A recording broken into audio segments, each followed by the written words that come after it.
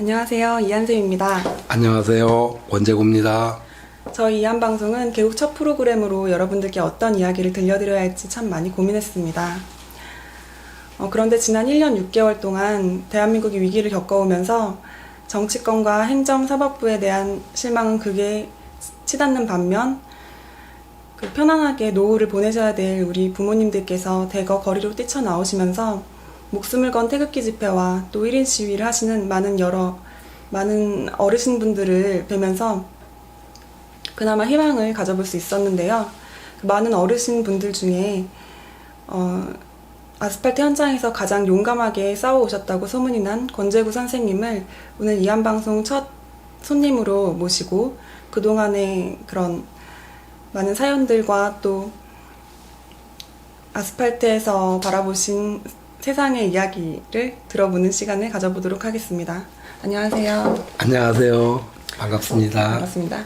선생님, 매체에서 배웠을 때는 굉장히 무서운 이미지셨는데 네. 실제로 뵈니까 그냥 저희 부모님처럼 되게 따뜻한 모습이세요. 아, 그러세요? 네. 감사합니다. 혹시 아스팔트로 나오시게 되신 어떻게 나오시게 되셨는지 좀 먼저 말씀해 주시겠습니까? 네. 2016년 9월쯤부터 이 매스미디어, 방송과 신문이 완전히 제가 생각하는 뉴스를 안 하고 이상한 방향으로 흘러들어가는 것을 감지를 했습니다. 그래서 유심히 보다 보니까 10월에 국회에서 현 박근혜 대통령님을 탄핵을 하고 12월 9일 날 탄핵이 인정이 돼가지고 헌법재판소로 넘어간다 그래가지고 그래서 부랴부랴 이대로는 안 되겠다. 대한민국을 지키자. 이래가지고 헌법재판소 앞에서 12월 12일 날부터 그 이듬해 2017년 3월 9일까지 1인 시위를 했습니다. 92일간. 네. 혹시 지금 대한민국은 어떤 상황이라고 생각하시나요? 네, 공산화가 됐습니다. 국민들만 모르지 지금 보면은 우선 사법부, 그 다음에 언론, 그 다음에 공무원, 전교조, 특히 민주노총 아주 위험합니다 지금. 그러고 나서 심지어 군, 경찰 모든 사람들이 다 지금 사회주의를 갈망하면서 이 사회주의로 들어가려는 결국 사회주의가 공산주의입니다. 글로 가려고 지금 몸부림을 치고 있는데 이 모든 순수한 애국민들은 그걸 몰라요. 아직도 자유 대한민국인 줄 아시는데 착각입니다. 이 자유가 이제 없어지면은 이 대한민국은 없어집니다. 인민민주주의로 갈 겁니다. 네. 현 상황이 그렇습니다. 네. 지난 탄핵 전국에서도 네. 헌재 앞에서 1인 시위를 하셨고 네. 또 광주까지 내려가셔서 네. 5.18 유공자 명단 공개 촉구 1인 시위를 또 하셨습니다. 네. 그렇게까지 하신 이유가 있으신가요? 예, 있죠. 많죠. 지금 이 정부가 아닙니다. 지금 현 상태는 우리 애국민들은 전부 다 얘기합니다. 지금 정부라고 하지 않고 강도 집단이라고 얘기를 합니다. 문재인이는요, 그 강도 집단의 두목입니다. 대통령 아니에요. 우리나라 현 대통령은 박근혜 대통령님밖에 없습니다. 자, 이 강도 집단들의 혼을 내줘서 빨리 이걸 뒤집어 엎어서 자유 대한민국을 바로 세워야 되는데 뭘부터 해야 되나? 뭐를 해야지 이 집단들의 혼을 내주나 그 생각밖에 없다 보니까는 우선은 가장 중요한 게 5.18 유공자가 너무 많습니다. 지금 국민들이 몰라요. 이 가산점 5% 10% 이 가산점 때문에 지금 우리나라가 이렇게 지금 망조가 걸려 있습니다. 그래서 안 되겠다. 왜 5.18 유공자면은 대한민국을 위해서 헌신하는 사람인데 대우를 해줘야 되지 않겠습니까? 근데 왜 감춰요? 다 공개하세요. 그래가지고 국민들한테 전부 다 밝혀주십시오. 이래서 제가 다니면서 얘기를 하다 안 되다 보니까는 광주시청에서 5.18 유공자를 다 관리를 한다. 사망자, 5.18 사망자, 5.18 부상자, 기타 희생자, 기타 희생자 전부 다 광주시청에서 관리를 합니다. 그래서 제가 광주시청 앞에 가서 유공자를 명단을 공개하십시오 하고 1인 시위를 했습니다. 혹시 뭐 광주에서 또 다른 특별한 일은 없었습니까? 그 시청 아, 예. 많았습니다. 제가 작년 12월 13일 날 처음 광주시청 앞에 도착을 했어요. 도착을 했는데 10분도 안 돼서 그때가 아마 12시 30분쯤 도착했어요. 점심시간입니다.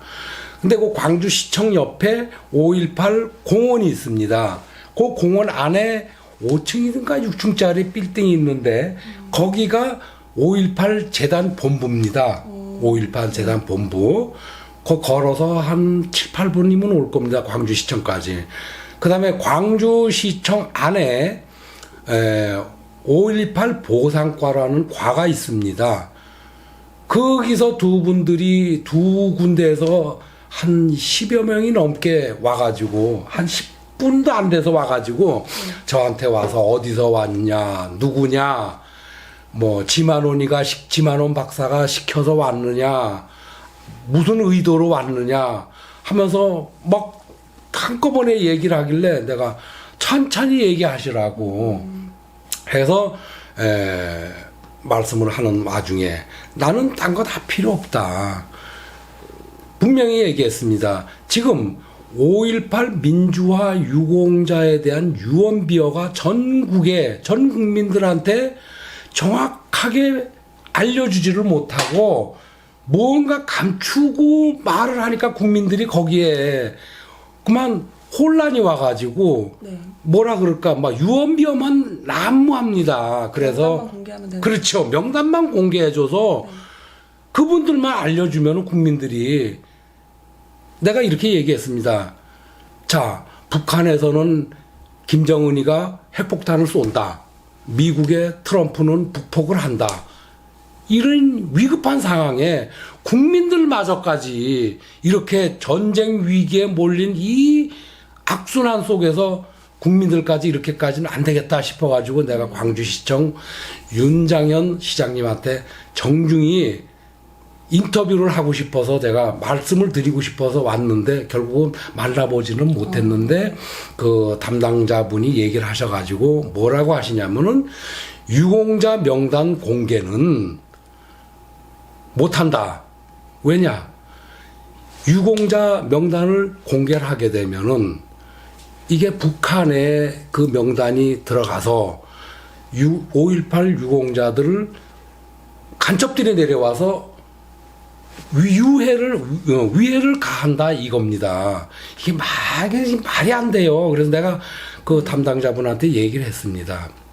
아니, 이 광주에서 참 전라도가 아니 참 호남에서 참 유명하신 박지원 선생, 내가 선생이라고 분명히 그 명칭을 붙였습니다. 박지원 선생, 또 안철수 이런 분들이 그 뉴스 방송에 뭐라 그러냐면 나만의 간첩이 없습니다. 분명히 얘기했죠. 얘기했더니 담당자분이 그만 말을 안 해요. 그러면 간첩이 와서 위해를 가한다는 말을 할 수가 없지 않습니까? 공개하십시오. 그 다음에 나온 얘기가 네. 개인정보 보호 차원에서 말이 바뀌었나요? 네, 바뀌었어요. 참 기가 막히죠. 갖다 붙여요, 막 그렇게 얘기를 해요. 그래서 그렇습니까? 저는 그러면 다음에 또 와서 얘기를 하겠습니다. 아무리 얘기해봐도 안 된다 이거야. 그래서 제가 하여튼 우리는 여기서 하여튼 윤장현 시장님을 만나서 좀 물어보겠을 때까지 기다리겠습니다. 점심 식사하러 가셨는데 아직 한 2시쯤 돼야 온다고 얘기를 하시더라고요. 그래서 2시까지 기다렸습니다. 근데 왔는데 만나보지도 않고 그냥 올라가시더라고요. 그래서 제가 한 3시 반쯤 끝나서 이제 거기서 이제 끝나고 서울로 올라와서 그 다음 12월 19일 날 또 내려갔습니다. 네. 또 그때도 마찬가지로 한 10분도 안 돼서 양쪽 담당자분들이 또 한 7, 8명이 와서 막 뭐라 그래요. 근데 그때 이제 어느 분이 같이 가신 분이 거기서 이제 거기 동영상을 좀 찍으려고 그랬더니 막 못 찍게 하더라고요. 그래서 결국 못 찍고 녹음도 못 했습니다, 사실은. 그렇지만 그분들이 하는 얘기는 제 뇌리 속에 분명히 남아 있습니다. 똑같은 얘기를 합니다. 그리고 더 붙여서 뭐라 그러냐면은 더 이상 와서 자꾸 우리가 분명히 다 소명을 했는데 네. 또 와서 1인 시위를 하고 우리를 괴롭히면은 공무원들 업무 방해죄로 고발을 하겠답니다. 그래서 제가 참 겁을 먹었습니다. 이제는 뭐 괜히 뭐 가서 공무원들한테 뭐 책 잡힐 일 할 필요가 없지 않습니까? 근데 법을 알아보니까는 1인 시위는 언제 어디서든지 네. 때와 장소, 시간 관계없이 누구든지 할 수 있습니다. 그래서 이번에 또 내려가겠습니다. 1인 시위를 또 하겠습니다. 제발 좀 유공자 명단 떳떳하게 공개 좀 해주십시오. 이상입니다. 감사합니다. 정말 감사합니다. 네. 저도 같이 하겠습니다. 아, 예, 감사합니다. 네, 선생님, 그리고 이제 반세기 동안 네. 대한민국 이제 국민으로 살아오시면서 네. 느끼신 점, 그리고 네. 또 저 같은 젊은 세대한테 해주시고 싶은 말씀이 있는지 좀. 예. 젊은 분들한테 얘기가 많아요. 지금 보면은 우리 같이 노인, 뭐 저도 노인 쪽에 들어가나 모르겠는데 이 젊은 분들이 얘기하는 거는 좀 약간 좀 빗대서 틀딱 세대라 그러죠. 틀딱. 이 틀니를 틀니를 딱딱거리면서 말씀하시는 분들 보고 이제 좀 비하해서 하는 말인데 어떤 면에 보면은 좀 친감이 들어가요. 예, 좀 애처롭게 봐주시는 것 같이 우리 같이 이 들딱 세다들이 젊은 분들한테 이 몇몇 분들은 좀 뻣뻣하게 좀 노인의 그 위상을 좀 내세우는 분들이 있지만 아닌 분들 나같이 또 이런 많은 분들이 젊은 분들하고 같이 어울려서 같이 대화도 나누고 우리나라 미래를 좀 걱정할 수 있는 이런 대화를 해야 되는데 거의 젊은 분들이 이 우리 같은 나이 많은 연세 많은 사람들한테를 조금 거부하고 좀 꺼려 하시는 경향이 있는데 이제부터는 이 참 왜 우리 나이 많은 사람들이 이렇게 추운데 더운데 바람 부는데 비 오는데 눈 오는데 개의 안 하고 아스팔트에 나와서 왜 이렇게 대한민국을 외치는지 자유 대한민국을 외치는지 그 얘기를 좀 들어봐 주십사 하는 그런 바람입니다. 네. 그럼 이제 우리는 앞으로 어떤 방향으로 어떻게 또 나아가야 할까요? 네. 지금 현 상태는 지금 아까도 말씀드렸지만은 지금 국민들만 모르지 네. 실질적으로는 우리가 공산화가 다 됐습니다. 지금 보면은 자 민주노총이나 이런 분들이 그 시위를 하고 허가도 없이 집회 시위를 합니다. 그래도 잡아가지 않아요. 또 뭐 1인 시위는 지들 맘대로 해요. 자기는 평양 미국 대사관에 가보세요. 보면 탈북자가 나는 평양으로 보내주세요. 라고 1인 시위하는 분도 있어요. 안 잡아가요. 자, 이런 식으로 좌익화가 된 사람들은 편리를 다 봐주면서 자유 대한민국을 지키자고 태극기는 사람들은 조금만 위법을 해도 바로 잡아갑니다. 지금 벌금 받은 사람이 내가 알기로는 한 300명 가까이 됩니다. 벌금 그거 100만 원? 500만 원? 별거 아닌 것 같지만 우리들한테는 굉장히 큰 돈입니다. 근데 이 좌익들을 선호하는 분들, 그 민주노총이나 뭐 이런 사람들이 시위해서 걸려서 벌금 냈다는 소리 아직 한 번도 못 들어봤습니다.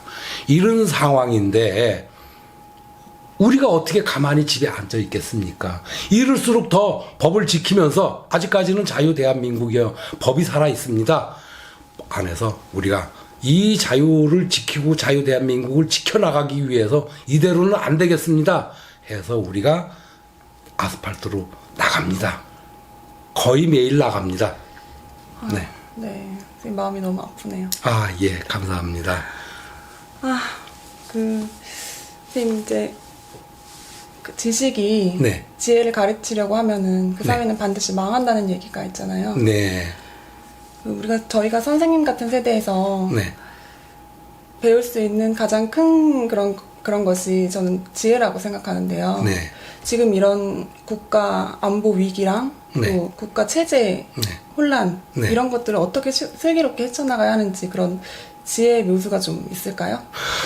네, 우선 제가 알고 있는 거는 저는 뭐 국방이나 이런 안보에 대해서는 뭐 알지만은 제가 뭐 자세한 그거는 전문 지식이 없기 때문에 제 일반인으로서 이 안보와 그 정보를 드릴 수 있는 거는 좌익과 우익을 구분할 수 있는 그 방법이 간단한 게 있습니다. 예. 우선 사람들한테 물어봅니다. 첫째, 대한민국 건국일이 언제입니까? 라고 물어봅니다. 딱 세 가지만 물어보는데요. 대한민국 건국일이 언제입니까? 물어보면 거의 다 분들 좌익을 선용하는 사람들은 뭐라 그러냐면 1913, 1919년,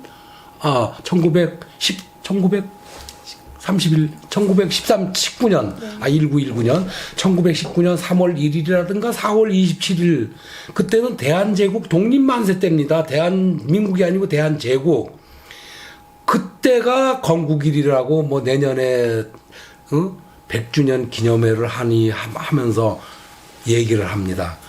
저는 분명히 말씀드립니다. 우리 대한민국, 대한제국이 아니고요. 자유 대한민국이 건국한 날은 1948년 8월 15일입니다. 이건 우리 자유 대한민국을 사랑하시는 분들은 다 알고 계십니다. 요것만 설명해 드리면 됩니다. 그 다음에 우리나라 국부가 누굽니까? 대한민국, 자유 대한민국의 국부가 누굽니까? 여쭤봅니다. 그럼 뭐 심지어 어떤 사람은 김일성이라고 얘기하는 사람도 있어요. 네, 아닙니다. 우리나라 자유 대한민국의 국부는 이승만 박사님입니다. 그 다음에 60년대 중반부터 1960년대 중반부터 우리나라 자유 대한민국을 제 세계 10대 강국 경제 강국으로 만든 데 일조를 하신 대통령이 누굽니까? 하면은 또 말을 잘 못해요. 알면서도 안 해요. 뭐 친일파 뭐 운운하면서. 근데 정확하게 얘기해서 박정희 대통령입니다. 저분들은 박정희 대통령님 얘기를 못 합니다. 네. 요 세 가지만 정확하게 얘기하는 분, 말씀하시는 분은 우파입니다. 한 가지라도 대답을 못 하는 분은 좌파입니다. 요렇게 아시면 됩니다. 이상입니다. 지식과 정보의 홍수 속에서 선생님의 그 지혜가 네. 저에게 큰 숙제를 주었습니다. 아, 감사합니다. 앞으로 우리나라 위해서 어떻게 네. 싸우실 건지 그런 네. 계획에 대해서 좀 말씀해 주세요. 네. 아주 중요한 게 있습니다. 지금 여러 가지 형태로 지금 태극기 집회들을 하고 계십니다. 예를 들어서 평택에 있는 험프리 그 캠프에서 하시는 분, 대사관 앞에서 트럼프 대통령한테 북폭해달라고 하시는 분, 또 뭐 박근혜 대통령님 석방시켜달라고 하시는 분, 여러 가지가 있지만 그 중에서 가장 핵심적인 거는 5.18 유공자. 제 생각은 바로 그거 하나만 잡으면은 나라가 바로 서지 않을까 이 생각이 들어서 이제부터는 태극기를 들면서 전국을 돌면서 저 광주시청 앞에도 또 갈 겁니다. 해가지고 5.18 유공자 명단을 공개하라고 저는 목숨을 걸고 끝까지 싸우겠습니다. 여기에 여러분들이 같이 동참을 해 주시고 싶으신 분들이 있으시면 우리 이대로는 안 된다 방송으로 연락을 주시면은 제가 그 방법과 어느 지역으로 해야 되는지. 왜냐하면 태극기 집회가 같이 몰려다니면 안 되거든요. 1인 시위니까는. 네. 각 지역으로 퍼져서 같이 딴소리 하지 말고 문재인 퇴진과 5.18 유공자 명단을 공개하다라는 이 두 가지만 가지고 아마 시작을 하면은 많은 공분이 일어나서 국민들이 한 마음으로 뭉쳐지지 않을까. 저는 제 개인적인 생각이 막 그렇게 느껴집니다. 여러분, 지금이라도 늦지 않았습니다. 지금부터라도 그냥 집에서 나 아니면은 누가 알아서 해주겠지라고 생각하지 마십시오. 지금 이젠 뭐 늦었는데 생각하지 마세요. 지금이 바로 시작입니다. 이때 우리가 바로 서지 않으면은 이제 그 헌법도 개정이 되고 지역 뭐죠 무슨 선거 지방 선거도 뭐 다 끝나고 나면 네. 이제 진짜 우리가 생각지도 못한 상상 세계로 들어갑니다. 그 전에 하루라도 빨리 나오셔가지고 지금 이 괴뢰 집단, 지금 강도 집단, 괴뢰 집단이에요. 이 집단을